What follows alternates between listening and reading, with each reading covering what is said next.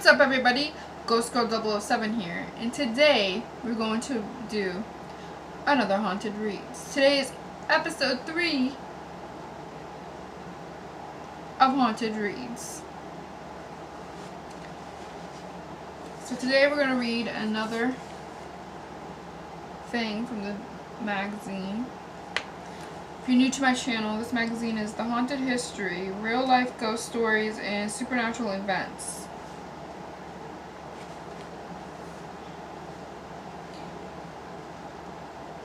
A nearby desecrated burial ground. A few hours' drive west of Colonial Williamsburg, there is, or somewhat more accurately, was an amusement park built in Rock, West Virginia, in the 1920s by Conley T. Sindo. The Lake Shawnee Amusement Park was meant to be a fun destination for local coal mining families, featuring a Ferris wheel, a mechanical swing set, and swimming pond. Sindo had no idea about the land's bloody history or future. The first record tragedy on the land dates back to colonial times when a family of white settlers built a homestead in a place that had been used by Native Americans for thousands of years.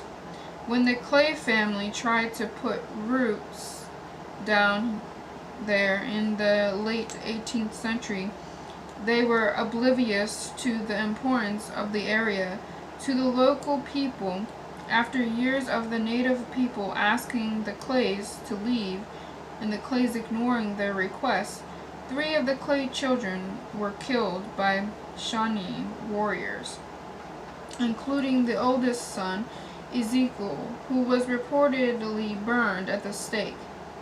The family gathered a pause of bloody retaliation, and several tribes people were murdered in return. By the 1960s, the violence had been all but forgotten. But when patrons of the park started meeting their own unsettling ends, including a little boy who drowned in the swimming pond and a little girl whose swing collided with a truck, the upsetting history resurfaced. The park was abandoned in 1966 after the death of at least 6 patrons. The attractions left to rust and the uneasy spirits left to play. In 1985, the White family purchased the land with the intention of developing houses on it. But when the construction crew uncovered bones, work stopped. Archaeological investigations quickly concluded that the site was indeed a disturbed and desecrated Native American burial ground for the remains of many as 3,000 people. Many of the bones found were from children, which has led many people to speculate about the subsequent deaths of so many children and on those grounds. According to Gaylord White, the apparition of a little girl once appeared on his tractor. She seemed to like it so much that he told her she could have it. Then he walked away, and the tractor has set it in that spot ever since. So that's the tractor that was left for the little girl. And this is the swing the little girl died on that collided with a truck. And here's a Ferris wheel. Or actually that's an electric swing, I guess.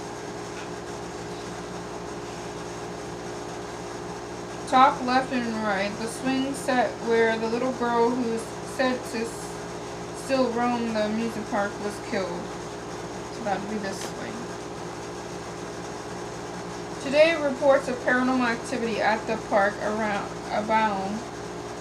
Countless people have witnessed the swings move on their own. Orbs of light float along the ground, and unsettling voices ring out across the grassy fields. The current owner, Gaylord White, and his son have both seen apparitions of a little girl, sometimes sweet, sometimes bloody, sometimes on the swing where she died. The son told reporters that the seat will start to move underneath your hands until you feel cold air blowing through the seat, and when you get to the middle, you feel something warm. And we believe that's her spirit. Paranormal investigators have also seen full-body apparitions, including a thin man with his arms crossed over his chest, and the specter of a Native American.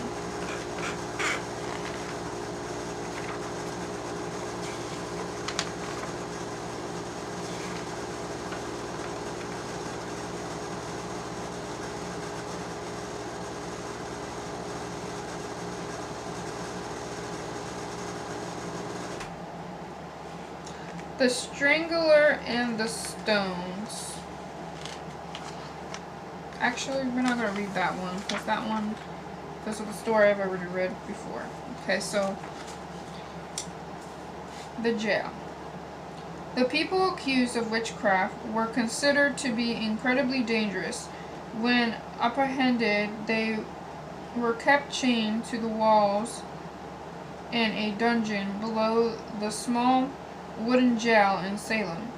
In 1813, it was replaced by a large house, and when that was torn down in 1956, the dungeons were unearthed and beams were given out to museums, including the Witch Dungeon Museum.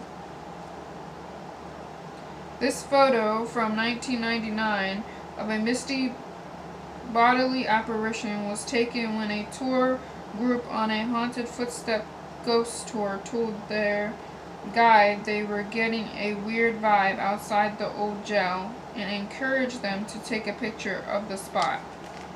And this is what they captured. This is in Salem, Massachusetts. I did a video already about the Salem witch trials. So you want to go back and look at one of my ghost story videos. You can find more about the Salem witch trials. But this is a picture that they caught of a supposed spirit.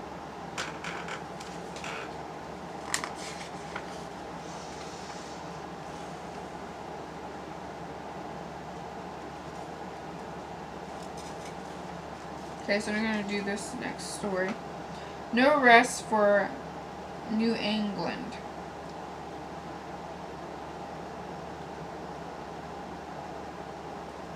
Salem is by no means the only haunted hotspot in New England. Many of America's oldest and reportedly most haunted locations are in New England, and not all of the most spectacular places in Salem are related to witch trials. Patrons and clerks of wicked good books have seen tongues of flying from shelves, and when secret tunnels with human remains were discovered below the store, many felt they finally understood why bunghole liquors appears on many lists of Salem's most haunted spots.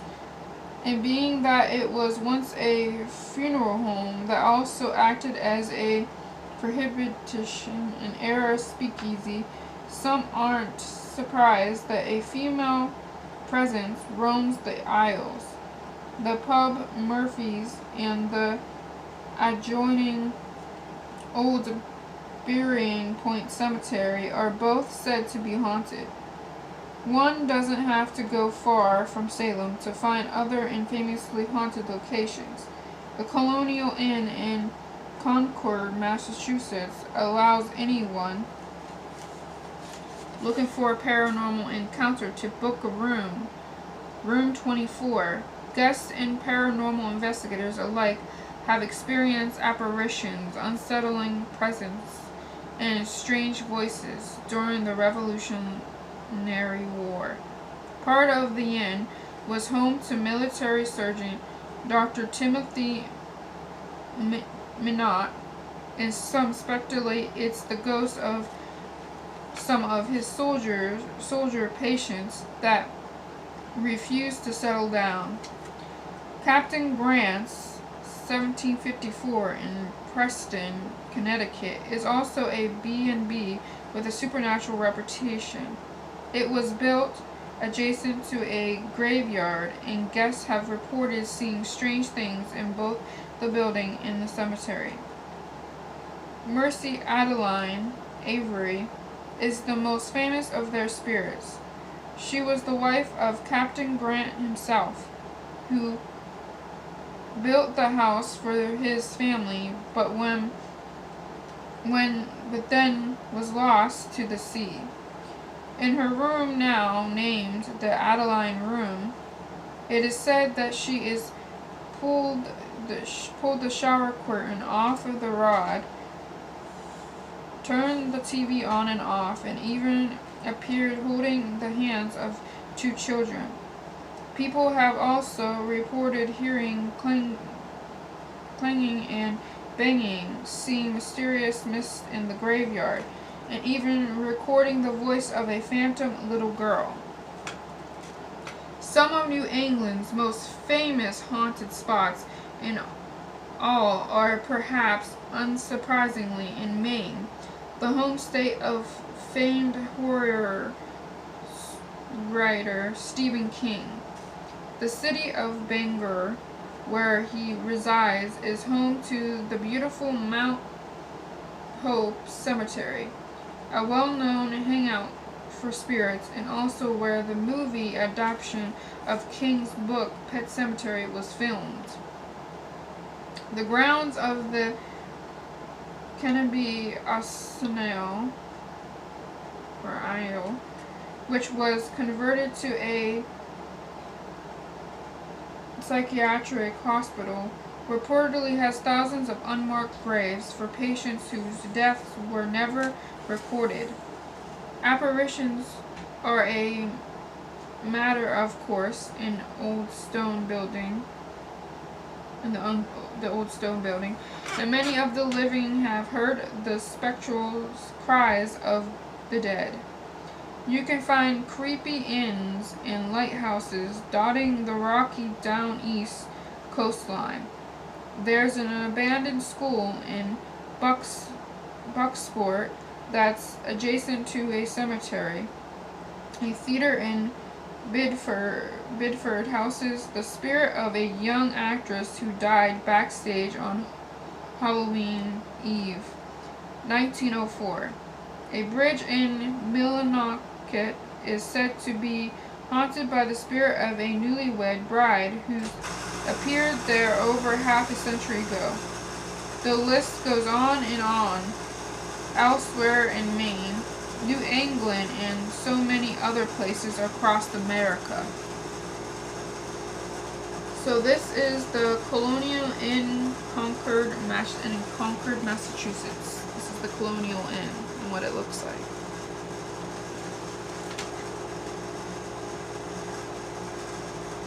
And then this is another house. It's the Kennebec Isles, 1945. It's a picture of that house right there.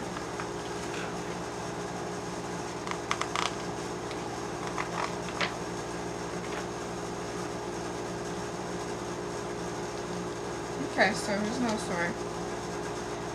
Disturbance in the Deep South. Slavery is an appallingly brutal, evil chapter of American history, and the spirits of the trauma are said to live on in many places and not just in the South. Slavery was a scourge throughout all of colonial America, and later the land that's now Maine down to Georgia, after America America gained its independence from Britain.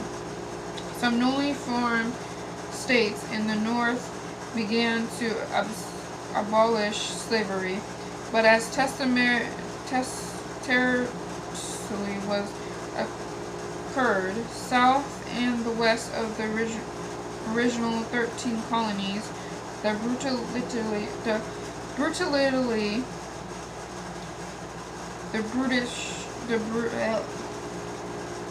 this is ridiculous. Oh my god. Yeah, slavery spread with it. A plantation drive lined with oaks draped in Spanish moss. Anywhere this vicious practice existed, you are likely to find stories about spirits of those forced into bondage, still bound to our world. Trauma is, after all, considered the leading cause of keeping a spirit from moving on. While heartbreak tales of enslavement go up and down the East Coast and out of as far as the Utah Territory, there does seem to be a concentration of tales with a supernatural bent in the deepest parts of the South. 3 Louisiana residents, the Myrtles Plantation, the Lalaurie Mansion, and the Magnolia Plantation, always rank amongst the most infamously haunted sites in the country.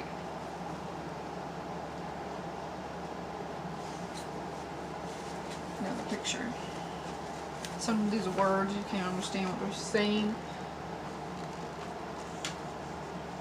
Myrtles. This is the Myrtles Plantation. I'm about to read some about that. The Myrtles Plantation. The first building of the Myrtles Plantation was constructed in 1796 by David Bradford, known as Whiskey Dave, a Pennsylvania judge with a warrant out for his arrest because of his role in the Whiskey Rebellion in the North. He ran to what is now St. Francisville, Louisiana, which was Spanish territory at the time. There he received a 600-acre land grant, and he started to build the land in the mansion were passed down to his son-in-law, who in turn sold it to Ruffin Sterling, whose grand remodeling created the mansion as it stands today, with loads of hand-painted stained glass, a 300-pound crystal chandelier, multiple Carrara marble mantles, and a veranda sketching out over 125 feet. It is an iconic and marvelous southern plantation, but all that luxury and decent were enjoyed at a steep cost. The plantation owners enslaved people right from the start, with all the inhumanity that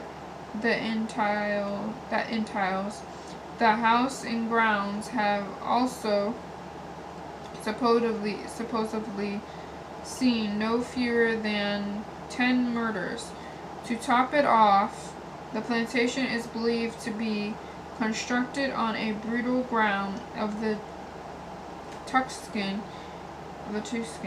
a group of tribes native to the land. With that preponderance of tragedies, it is no wonder that the Myrtles Plantation is now a popular bed and breakfast, is also well known for being haunted.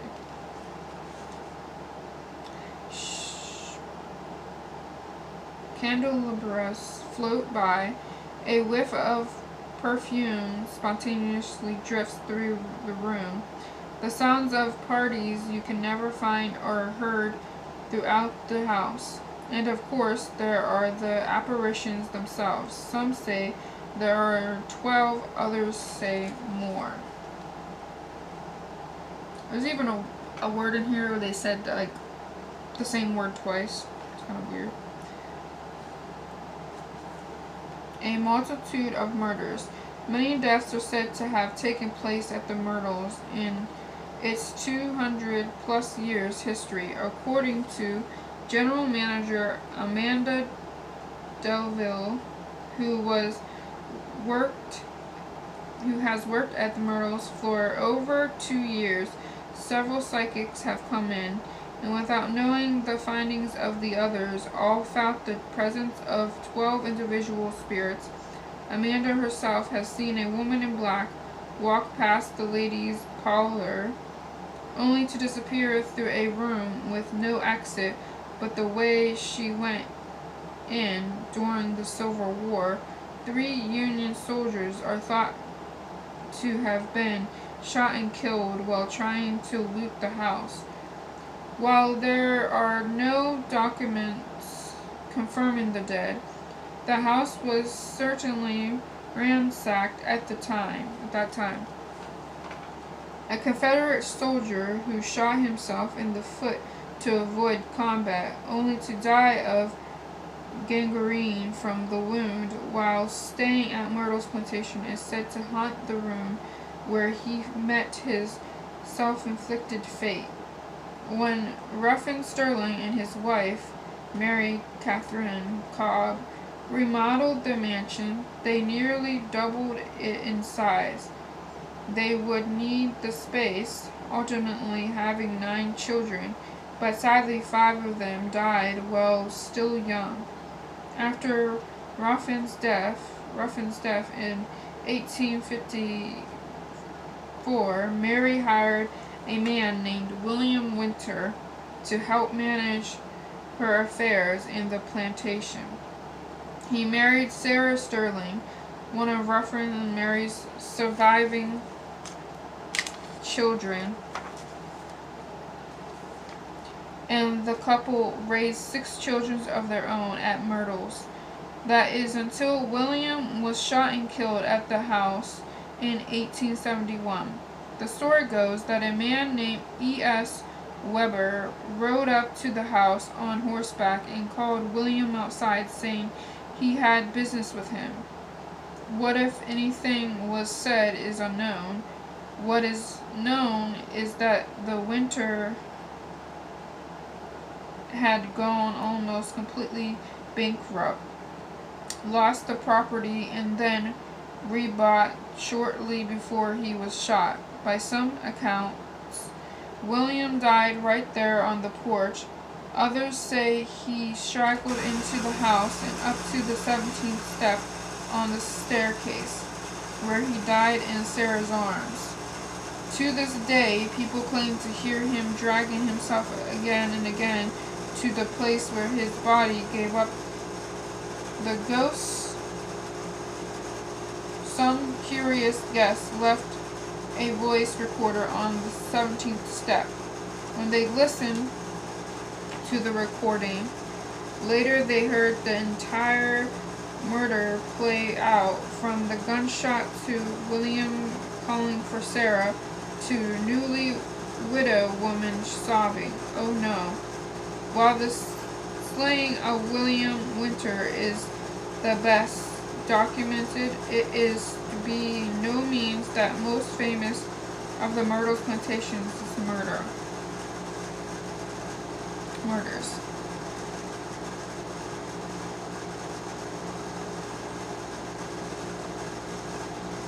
Chloe and the Children. Chloe is by far the most famous ghost at the Myrtles plantation, and as can be expected with any ghost story, her tale is a sad one, though there are a few variations.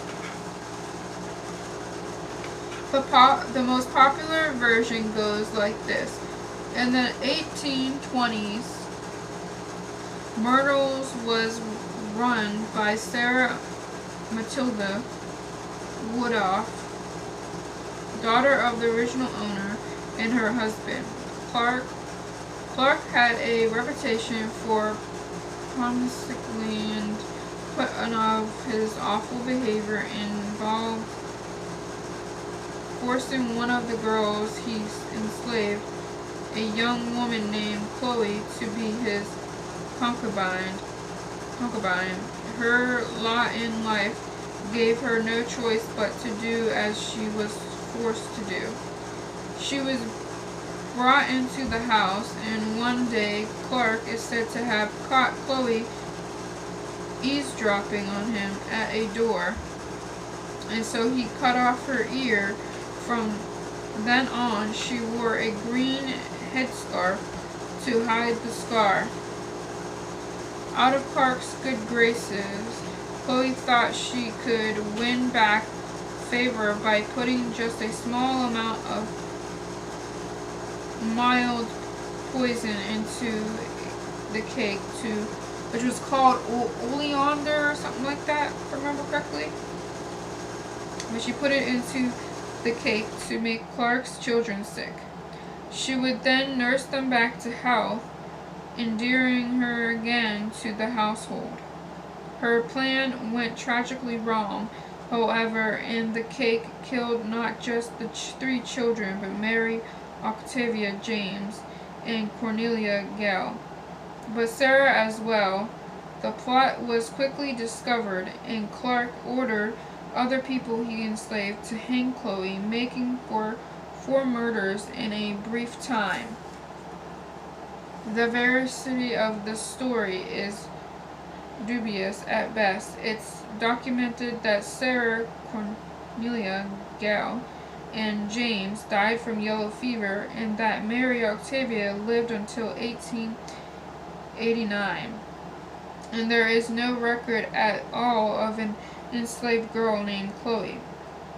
What can't be doubted, however, is that in the subsequent century, a great many people have seen a young girl in a green head wrap haunting Myrtle's plantation. In 1992, she showed up in a photograph, headscarf and all. She was been seen in halls and on the grounds, and there are reports of her talking to guests of the B&B. The ghost of Clark is even rumored to have made advance on women staying at Myrtle's plantation. Apparitions believed to be the Woodruff's children peek through the windows. The fashionable and prosperous city to the United States 29 years later. Okay, we're not going to get into that one today, but maybe another day. But this would have to be a picture, they say, of Chloe. They say right here would have to be her shadow. It's a shadow of a woman. You can see there. And I even had one photo where they seen like 2 children on the roof too. It was pretty interesting looking. But this is the house, I guess, when they were rebuilding it, I think. Or when it was originally what it looked like or something like that. But yeah, so if you like stories like these, just like and subscribe and comment down and just wait to see more videos. Until next time, keep up the spooks, guys.